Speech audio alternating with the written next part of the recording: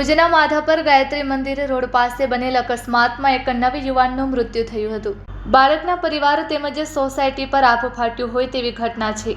ત્યાંના લોકોએ જણાવ્યું હતું કે માધાપર ગામનો રસ્તો ખૂબ સાંકડો છે, કોઈ 4 લાઇન કે 6 લાઇન રોડ નથી, તેમજ ગુજરી બજાર જ્યાં લારીઓ વધારે પ્રમાણમાં હોવાથી રસ્તા પર જગ્યા જોવા મળતી નથી, તેમજ અમુક પોલીસ કર્મચારીઓ દ્વારા આવા બેફામ ડ્રાઈવરોને ગામમાં પ્રવેશ આપવામાં આવે છે। પરિવાર તેમજ સોસાયટી દ્વારા એવી માંગણી કરવામાં આવી છે કે ટ્રાન્સપોર્ટર તેમજ એના ડ્રાઈવર સામે કડક કાર્યવાહી કરવામાં આવે અને તેને સજા આપવામાં આવે જેથી બાળકને ન્યાય મળે તેવી કાયદા પાસે માંગ કરવામાં આવી। સાથે સાથે જણાવાયું હતું કે જો ન્યાય નહીં મળે તો ઉચ્ચ ન્યાયાલયના દરવાજા પણ ખખડાવીશું।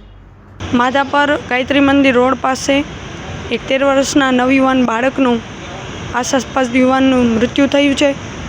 એ બાળક અમારી સોસાયટીમાં રહેતો હતો, મારી બાજુમાં રહેતો હતો। ખૂબ દુઃખદ બાબત છે અને જાણે અમારા અને સોસાયટી અને એના પરિવાર ઉપર આભ ફાટ્યું હોય તેવી ઘટના છે। પણ માધાપર ગામનો જે રસ્તો છે તે ખૂબ સાંકડો છે, ત્યાં કોઈ 4 લેન કે 6 લેન નથી।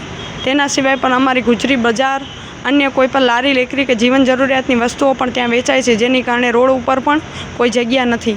અને ઘણા સમય પહેલાં પણ પોલીસ વહીવટી તંત્રને આ બાબતે રજૂઆત કરી હતી। એસટીના ડ્રાઈવરો પણ બેફામ ચાલતા હતા ત્યારે પણ રજૂઆત કરી હતી, પણ અત્યારે છેલ્લા કેટલાય સમયથી રાતના સમયમાં પોલીસ પીઆઈ અને એમના જે ટ્રાફિકના અધિકારી છે તે સારા છે, પણ એમના અન્ય પોલીસ કર્મીઓ ક્યાંક ને ક્યાંક પોલીસ વહીવટી તંત્રના આ બેફામ ડમ્પરના ડ્રાઈવરોને અંદર પ્રવેશવા દે છે।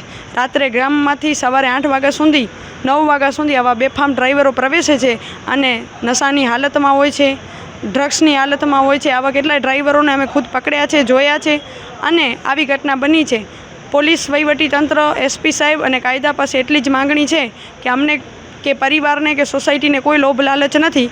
આ ટ્રાન્સપોર્ટર સામે અને એના ડ્રાઈવર સામે કડક કાર્યવાહી કરવામાં આવે અને એને સજા થાય તો જ આ છોકરાને ન્યાય મળી શકે। જો નહીં મળે તો અમે સૌ સોસાયટી રહેવાસીઓ પરિવાર સાથે રહી અને ઉચ્ચ ન્યાયાલયના પણ દરવાજા ખખડાવવા પડશે તો ખખડાવીશું।